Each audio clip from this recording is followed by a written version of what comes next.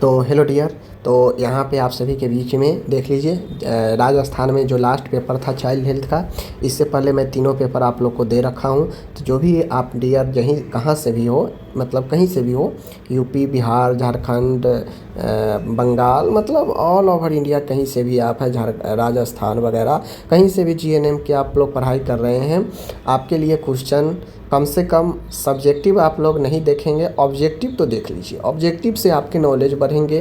15-20 जो भी ऑब्जेक्टिव यहाँ पे है ये आपको आ जाएंगे, और पहले से अगर आ रहे हैं तो प्रैक्टिस हो जाएगा। समझ रहे हैं? चलिए देखिए, यहाँ पे चाइल्ड हेल्थ नर्सिंग है, चौथा पेपर होता है। सभी स्टेट में ये चौथा पेपर ही होता है। देखिए पहला है 3 पूछा है यहाँ पे एमसीक्यू, ठीक है ना। कहता है नवजात नेत्र रोग का सबसे सामान्य कारण क्या है।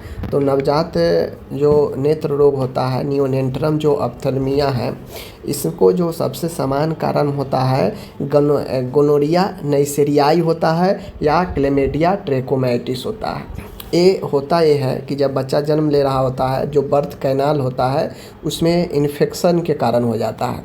तो एक तो क्लेमिडिया ट्रैकोमैटिस हो सकता है, और दूसरा ऑप्शन में अगर ये नहीं रहता और गोनेरिया नेइसेरियाई रहता तो उसको टिक मारते। समझ गए? चलिए, कहता है निम्न में से अपगार स्कोर का इंडिकेटर नहीं है। कौन इंडिकेटर नहीं है अपगार स्कोर का? हम लोग जानते हैं 5 इंडिकेटर है। देख लीजिए 5 में से कौन नहीं है। हृदय गति है, श्वसन है, मसल स्टोन है, तापमान आपका इंडिकेटर नहीं है। हो सकता है आपको थोड़ा सा अच्छे से न दिख रहा हो, क्योंकि क्वेश्चन भेजते हैं वो भेज देते हैं, ये भी बहुत है। बहुत लोग तो क्वेश्चन भेजते भी नहीं हैं। तो इस लेकर जो भेजे हैं उनको तहे दिल से शुक्रिया कि भाई कम से कम क्वेश्चन को भेज देते हैं जैसे भी। लेकिन अब उनको मैं ये कह भी नहीं सकता हूँ बार बार कि हाँ थोड़ा अच्छे से भेजें। समझ गए ना? क्योंकि वो इतना भेज देते हैं, ये भी बहुत है। इसलिए मैं आपको क्वेश्चन प्रॉपर पढ़ के बता देता हूँ कि क्वेश्चन क्या कह रहा है, ठीक है ना। कहता है कॉन्जिनेंटल एबनॉर्मलिटी निम्न में से जन्मजात विकार कौन है, ठीक है ना, ये पूछ रहा है। ऑप्शन है ओटाइटिस मीडिया, ट्यूबरक्लोसिस, स्पाइना बाइफिरा और मम्प्स। तो आप ऑप्शन से देख लीजिए कौन जन्मजात विकार है, कौन नहीं है।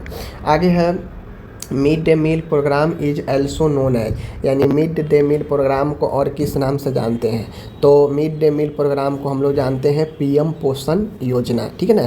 पीएम पोषण योजना, ठीक है, याद रखिएगा। आगे बढ़ते हैं। आगे क्वेश्चन है 10 माह का बच्चा बिना किसी सहायता के बैठ सकता है। तो 6 से 8 माह का जो बच्चा होता है बिना सहारे के बैठना शुरू कर देता है। कहता है world breast feeding week is celebrated in every year from 1 से 7 अगस्त। 1 से 7 अगस्त महीने के जो होता है एवरी साल, एवरी ईयर वहाँ पे मनाया जाता है। ओके, आगे है वृषण का अंडकोश में नहीं उतरना क्या कहलाता है। Failure of testicle to descend into scrotum is known as, यानी स्क्रोटम में टेस्टिकल का वापस नहीं उतर पाना या क्रिप्टोरिडिज्म बोलता है, ठीक है ना। क्या बोलते हैं? क्रिप्टोरिडिज्म, ठीक है ना, क्रिप्टोरिडिज्म बोलते हैं, ठीक है, याद रखिएगा क्रिप्टोरिडिज्म। ओके, याद रखिएगा। आगे बढ़ते हैं। आगे है यहाँ पे ट्रू फॉल्स है। कहता है incubation period of chicken pox का इंक्यूबेशन पीरियड पूछ रहा है। तो चिकन पॉक्स का इंक्यूबेशन पीरियड अपन जो होगा 7 से 14 दिन होगा, ठीक है ना। एक दिया है यहाँ पे 7 से 14 दिन दिया है कि इतना होगा। ट्रू फॉल्स में तो नहीं, इतना नहीं होगा। नॉर्मली ये जो होता है मैं बता दूँ, ये आपके जो होते हैं ये लगभग एवरेज जो है आपके चिकन पॉक्स का ये 16 से जो है 21 दिन या किसी मामले में 12 से 20 दिन दे सकता है। तो इन चीज़ों को ध्यान में रखना है। कोलोस्ट्रम प्रसव पश्चात पहला दूध है, तो बिल्कुल colostrum is the first milk after delivery, बात सही है। आगे है यहाँ पे देख लीजिए abnormal lateral curvature of spine is known as kyphosis नहीं होता है, एस्केलियोसिस होता है, एस्कोलियोसिस होता है। हम कई बार बता चुके हैं। इसमें होता यह है कि एस आकार के बन जाता है या सी आकार के कर्वेचर बनता है, ठीक है ना। आगे है विटामिन सी की कमी से स्कर्वी होता है, तो होता है, बात सही। चलिए आगे है, यहाँ पे मैचिंग है। देखिए मैचिंग में बहुत आसान है, टेट्रालॉजी ऑफ फैलेट। अब देखिए टेट्रालॉजी ऑफ फैलेट एक हृदय का जन्मजात रोग है, तो इसको होने से बच्चे में साइनोसिस होता है, ठीक है ना, जिसको हम लोग बोलते हैं ऑक्सीजन की कमी, बॉडी में नीलापन पड़ना, तो वो हो सकता है। तो ये जो है हम लोग पहला को चौथा से मैच कर देंगे, ठीक है। मलेरिया एक प्लाज्मोडियम के कारण होता है, प्लाज्मोडियम पैरासाइट के कारण, तो 1 के 300 मिला देंगे। मिजल्स, चूँकि मिजल्स में कॉपली के स्पॉट दिखता है, तो इससे ए को मिला देंगे। और आपका जो यहाँ पे एक बच गया इलियोकॉलिक, इलियोकॉलिक इंटूसेप्शन। अब ये इलियोकॉलिक जो होता है, छोटी आंत का जो इलियम वाला भाग है वो बड़ी आंत के कोलोन में प्रवेश कर जाता है, तो ये इंटूसेप्शन में होता है, तो इससे मैच कर देंगे, ठीक है। आगे बढ़ते हैं।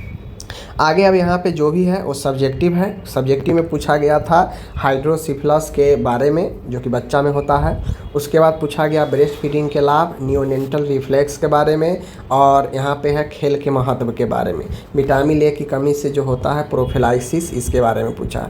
तो इनमें से सब के सब पढ़ा रखे हैं, ठीक है ना। अब बस यहाँ पे आपको जवाब देना।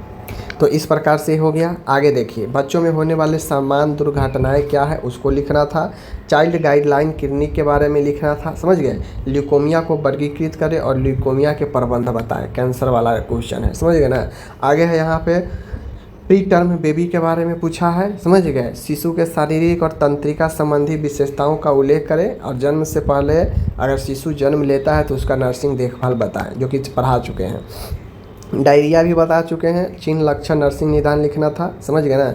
और यहाँ पे बिहेवियर और फिजियोलॉजिकल डिसऑर्डर लिखना था कि बच्चे में बिहेवियर और फिजियोलॉजिकल डिसऑर्डर कौन कौन सा है, इसका कारण, लक्षण, और बेट बेटिंग जिसे यूनिडेसिस बोलते हैं, और थंब सक्शन, इसके बारे में लिखना था, ठीक है ना। तो इनमें से ये 3 क्वेश्चन है 15 नंबर वाला, लेकिन 2 ही का जवाब देना है, तो ऊपर वाला 2 बेस्ट था, 2 जवाब दे देते हैं, ठीक है। बाकी एक रहा क्वेश्चन आपका। मिलते हैं अगले वीडियो में, धन्यवाद।